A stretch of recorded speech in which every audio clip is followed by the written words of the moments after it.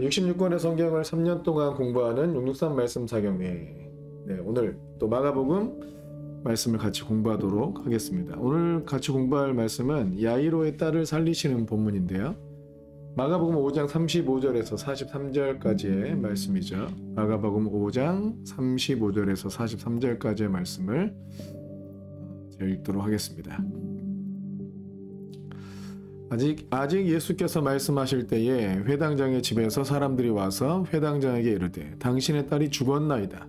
어찌하여 선생을 더 괴롭게 하나이까?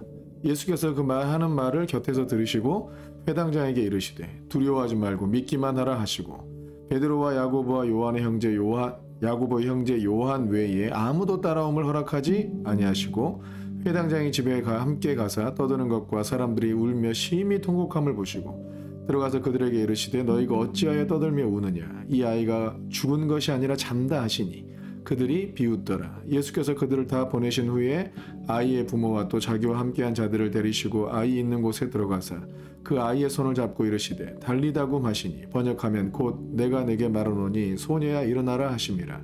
소녀가 곧 일어나서 걸으니 나이가 12살이라. 사람들이 곧 크게 놀라고 놀라거늘 예수께서 이 일을 아무도 알지 못하게 하라고 그들을 많이 경계하시고 이에 소녀에게 먹을 것을 주라 하시니라.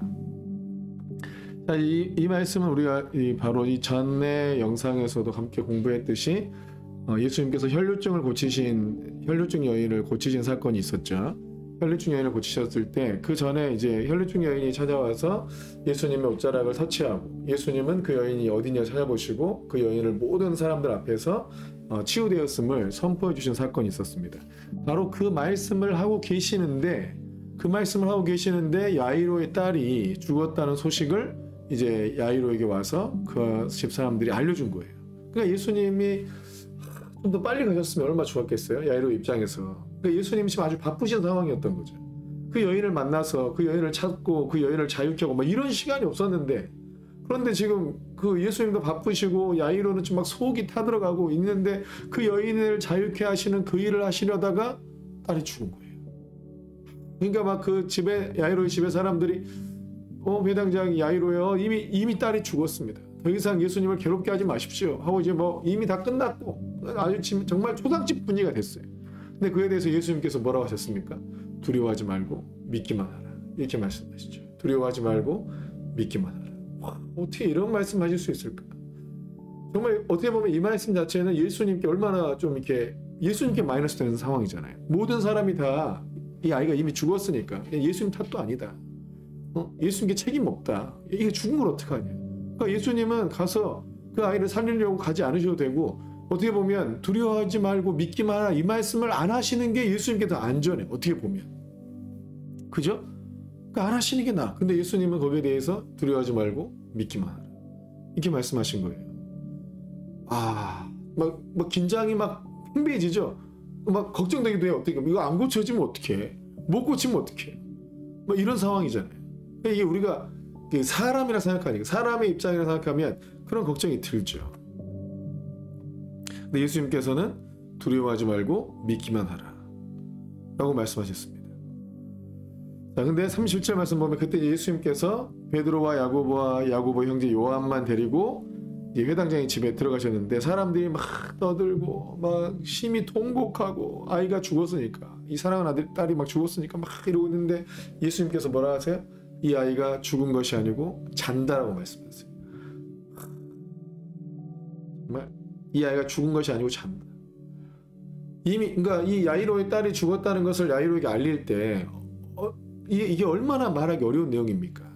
야이로가 딸을 얼마나 사랑했던지 자신의 모든 종교적인 기득권이나 자신의 모든 걸 다 내려놓고 예수님 앞에 엎드려서 주여 간곡히 간구하오니까 내 딸 좀 구해주세요 하고 갔더니 그 딸이 죽었다는 거예요. 이게 얼마나 야이로가 상심이 크겠어요. 그러니까 이 아이가 죽었다는 것을 몇 번이나 재차 확인하고 또 확인하고 진짜 확실히 정말 끝났구나. 가망이 없구나 하는 상황이 되니까 야이로한테 가서 얘기한 거죠. 근데 예수님께서 그 말씀을 들으시고는 그 집에 들어가서 보니까 그 아이가 죽은 것이 아니고 잔다고 얘기하는 거예요. 그러니까 주변의 사람들 이미 아이의 죽음을 다 목격하고 확인한 사람들이 비웃었죠. 근데 정말 전혀 그들의 상식과 상황에 맞지 않는 말씀을 주님께서 하셨어요. 여러분 주님의 이런 말씀에 여러분 어떻게 생각하세요?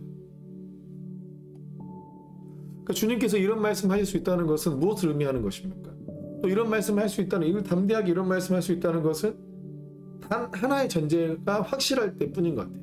단 하나의 전제가 확실할 때. 그거 뭐냐면 예수님께서 죽음을 다스리는 분이라는 거예요. 네가 죽거나 말거나 상관없어. 난 널 살릴 수 있어. 이거죠. 이거예요, 이거. 이 갈등 구조가 아니고 정말 이렇게 생명의 주인이시라면 아무 문제가 안 돼요. 아무 문제가 안 돼. 그러니까 어떤 학생이 보세요. 이런 관점의 차이는 어디에 있느냐. 모든 사람이 그 아이를 죽었다 했어. 그럼 살릴 수 없잖아요. 가망 없잖아요. 근데 예수님은 죽은 게 아니고 잔다고 말씀하셨어요. 아예 관점이 다르고 상황을 해석하는 게 완전 달라요. 그게 어떤 차이 때문에 그런가? 제가 볼 땐 능력의 차이입니다. 어떤 대학생이 이제 학교를 가려고 하는데 돈이 없어요. 그러니까 등록금이 없어. 굉장히 큰 문제가 생겼죠. 갑자기 뭐 400만 원, 500만 원 마련할 수가 없어요. 그런데 돈이 많은 사람들 앞에서는 아무 문제가 아닌 거예요. 뭘 걱정하느냐. 두려워 말고 믿기만 하라. 내가 해줄게. 아무것도 아닌 거예요.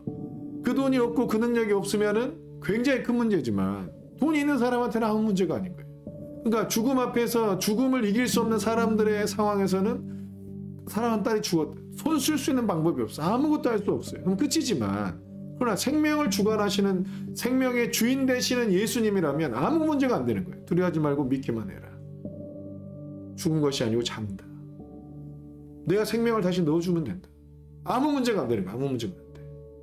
그러니까 능력의 차이인 거죠. 예수님께는 생명을 주관하는 능력, 죽음을 이기시는 능력이 예수님께 있으신 거죠. 그러니까 예수님의 부활은 이미 예수님께서 죽은 자를 살리실 때 이미 예견된 일입니다. 예수님은 죽음 앞에 죽음도 예수님을 이길 수 없다. 예수님은 죽음도 다스리신다. 그러니까 내가 죽더라도 나는 부활할 수 있다. 죽음을 이기신 하나님이시니까. 죽음을 이기신 주님.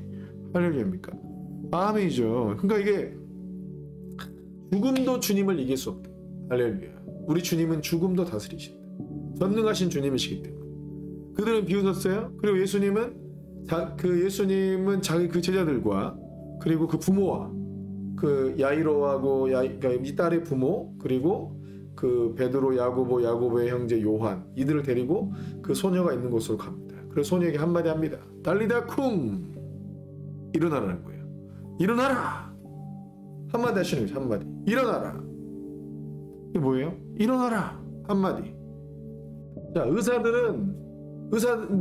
현대의학에서 불치병, 난치병 이런 거 많잖아요. 그게 뭐예요? 의사들이 못 고치는 거지 그 병이 치유가 안 되는 병이 아닌 거예요. 의사들이 고치기 어렵고 못 고친다. 그들의 능력의 문제인 거죠. 그러나 주님께는 고치지 못할 병이 없습니다. 의사들은 못 고치는 것도 많고 또 아예 그냥 고치기 어려운 것도 많고 이러지만 그래서 불치병, 난치병 이렇게 얘기하죠. 그래 의사들이 못 고친다는 거고 현대의학이 못 고친다는 얘기지 주님께서 못 고친다는 뜻입니까? 그 병이 안 고쳐진다는 의미입니까? 그게 아니죠. 현대의학의 능력으로는 못 고친다는 얘기예요. 그러나 예수님께는 고치지 못할 병이 없다. 주님은 죽음도 이기시는 전능하신 주님이신데 무슨 병이? 여러분 이 병에 대해서 이렇게 주님의 능력을 근거로 하는 관점을 갖는 게 중요해요. 그러니까 예수님께서 두려워하지 말라. 그러니까 죽은 것이 아니고 잔다라고 말씀하신 것은 내가 지금 이렇게 얘기하는 걸 너희가 믿으라는 거잖아요. 내가 지금 이렇게 내 능력으로 이걸 고칠 것이니까 너 이걸 믿어라는 거예요. 그러니까 우리의 인생을 바라볼 때 우리 인생이 살기 얼마나 뻑뻑하고 힘듭니까? 내 능력으로 인생을 잘 살 자신이 있습니까? 별로 없거든요. 내 능력으로 뭔가를 풀어낼 만한 그런 능력과 재주가 없어요. 정말 의미 있는 인생을 살 수 있는 자신이 없어. 그것도 어떻게 하라고요? 주님을 의지하라고. 이 세상을 이길 수 있는 능력 주님께 있고 죽음을 이길 수 있는 능력 주님께 있으시고 주님의 그 능력의 관점으로 세상을 바라보고 주님의 그 능력의 관점으로 우리의 일들을 바라보고 주님의 그 능력의 관점으로 우리의 사역과 우리의 어떤 사업들, 영적인 사업들을 보라는 것이죠. 두려워하지 말고 믿기만 하라. 죽은 것이 아니고 잔다고 말씀하십니다. 전능하신 주님의 관점으로 우리도 그렇게 봐야 한다는 거예요. 왜냐하면 주님께서 우리와 함께 하실 것이고 주님이 우리에게 역사하실 것이고 주님의 능력으로 일하실 것이기 때문에 여러분 주님의 능력으로 관점을 보라는 거예요. 너무너무 중요해요. 너무너무 중요해요. 물론 일반 원리상으로도 사람들이 자신 없어 하는 것보다 불가능한 상황 앞에 믿음으로 반응하는 것이 그 상황을 이길 수 있는 가능성이 훨씬 더 많아요. 그래서 일반적으로도 할 수 있다고 믿고 자신감을 갖고 도전하고 이런 사람들이 그 일들을 타개할 때가 있으면 이겨낼 때가 있습니다. 그러나 그것을 훨씬 뛰어넘어서 정말 사람의 능력으로 할 수 없는 상황이 닥쳐 있을 때도 우리 주님은 하실 수 있습니다. 우리 주님의 능력으로는 불가능이 없습니다. 할 수 있거든이 무슨 말이냐? 믿는 자에게는 능치 못함이 없느니라. 우리 주님께는 불가능이 없습니다. 우리 주님께는 고치지 못할 병이 없습니다. 우리 주님께는 쫓아내지 못할 귀신이 없어요. 우리 주님은 무엇이든지 할 수 있는 분이에요. 믿는 자에게 무엇이든지 역사할 수 있는 분이에요. 여러분 이걸 믿으셔야 돼요. 사람의 힘으로 불가능한 것을 주님은 하신다 이거죠. 그리고 주님의 말씀이 임하는 것이 얼마나 귀하고 영광스러운 일인지 몰라요. 주님께서 의지를 가지고 말씀하셨다. 그럼 그 말씀은 되는 거예요. 사람의 힘으로 안 되는 것이지 주님의 능력으로는 되는 것이죠. 이사야 말씀에 보면 55장 10절 11절에 보면 이는 비와 눈이 하늘로부터 내려서 그리로 돌아가지 아니하고 땅을 적셔서 소출이 나게 하며 싹이 나게 하여 파종하는 자에게 종자를 주며 먹는 자에게 양식을 줌과 같이 11절에 보면 내 입에서 나가는 말도 이와 같이 헛되이 내게로 돌아오지 아니하고 나의 기뻐하는 뜻을 이루며 내가 보낸 일에 형통하리라. 내 입에서 나가는 말도 이와 같이가 뭐예요? 비와 눈이 하늘에서 내려서 다시 위로 올라가지 않고 땅에 뿌려지고 땅을 적시고 소출이 나게 하고 막 싹이 나고 파종하는 자에게 종자를 주고 열매를 막 맺어준 것처럼 이 자연법칙과 같이 하나님 말씀이 선포되면 자연법칙과 같이 다시 취소되고 없어지는 것이 아니고 그 말씀을 성취하고 온다는 거예요. 그 말씀을 형통하게 이루어내고 온다는 것이죠. 이런 우리 세부대 교회가 오중직임자를 세우는 교회라고 하나님께서 말씀하시고 제가 이걸 선포했죠. 지금 우리 가운데 일어난 일들을 봐보세요. 5개의 교회로 이게 분립개척이 됐는데 그 5개의 교회 하나 그 교회마다 오중직임적인 부르심이 있어요. 이거를 그냥 하나님 인도하시면 따라서 했는데 하고 보니까 야 정말 세부대 교회가 오중직임 사회를 감당하는 교회로 아예 구조가 됐구나. 이렇게 보게 된 거죠. 놀랍지 않습니까? 하나님께서는 실제로 그 부르시고 말씀하신 대로 우리를 인도하고 계신다는 것입니다. 또 마지막으로 43절 말씀 보면 예수께서 이 일을 아무도 알지 못하게 하라고 그들을 많이 경계하시고 이에 소녀에게 먹을 것을 주라 하시니라. 여러분 이렇게 막 이 죽은 자가 살아나는 이런 일들을 보면 막 광고하고 홍보하고 다 세상에 알려서 막 우리 교회 부흥시키고 막 뭐 자랑하고 이러고 싶은데 주님은 그것을 아무에게도 알지 못하게 하라고 말씀하세요. 그 이유는 예수님의 어떤 사역상 예수님을 공격하는 자들도 많이 있기 때문에 이런 일들이 나타났다 하면 안 그래도 예수님이 내가 하나님이다. 나를 말미암아 자꾸 아버지께 올 자가 없다. 자꾸 이 하나님이라고 주장하면 기존의 종교적 기득권을 갖고 있는 사람들이 회개하고 주님을 믿는 게 아니고 예수님을 제거하려고 한다는 거죠. 근데 이런 일들을 아직 주님의 때가 되지 않았기 때문에 소문나지 않도록 막는 거예요. 근데 이런 일들이 지금 우리의 삶에도 나타나요. 우리 안에서 어떤 기적이 나타나고 어떤 기적적인 일들, 변화의 일들, 하나님의 역사하신 일들이 막 나타나고 누구를 하나님 세우시고 훌륭한 사역자로 막 능력 있는 사역자로 키워내실 때 소문내지 않아요. 알려지지 않게 하세요. 어떻게 보면 감추어놓고 키우세요. 그리고 뭐예요? 그가 더 온전하게 성장하기 전까지 그가 너무 사람들에게 노출되면 그가 공격을 당해서 무너질 수도 있고 깨질 수도 있고 그냥 싹이 자라기 전에 아주 열매를 맺지 못하게 될 수가 있기 때문에 감춰놓고 키우고 몰래 키우고 아주 몰래 하나님의 일들을 만들어가는 겁니다. 그래서 은밀하게 위대하게 일을 하시는 거죠. 은밀하게 위대하게. 어떻게 해요? 은밀하게 위대하게 하나님의 일들이 풀어지는 거예요. 물론 이거는 예수님을 향한 공격을 막기 위해서 이런 말씀도 하셨지만 하나님의 어떤 일반적인 원리상 그런 일들이 있다는 거죠. 세례 요한을 키우기 위해서 주님은 감춰두셔서 세례 요한을 하나님의 중요한 때에 쓰시기 위해서 그 세례 요한을 철저하게 훈련시키되 그를 감춰두셨어요. 지금도 하나님께서 많은 하나님의 종들을 감춰두시고 훈련시키고 있다고 봅니다. 우리도 역시 그렇다고 봅니다. 하나님께서 또 그들을 일으켜 세우실 때가 있다고 봅니다. 할렐루야. 주님의 관점을 기억하세요. 우리의 능력으로 세상을 보는 게 아니고 하나님의 능력으로 세상을 보세요. 하나님의 관점으로 세상을 보세요. 죽은 것이 아니고 잔다고 말씀하세요. 우리의 삶도 마찬가지입니다. 죽은 것이 아니고 자는 것입니다. 주님이 깨우면 됩니다. 가능성이 없는 것이 아니고 주의 능력으로 반드시 일으키시는 것입니다. 할렐루야. 승리하시길 바랍니다. 기도하겠습니다. 존귀하신 주님 감사합니다. 승리의 주님, 죽음을 이기신 주님, 모든 불가능한 상황에서도 된다고 말씀하시고 그 모든 상황을 다스리고 다시 일으키시는 주님, 죽음도 주님을 다룰 수 없습니다. 죽음도 주님을 이길 수 없습니다.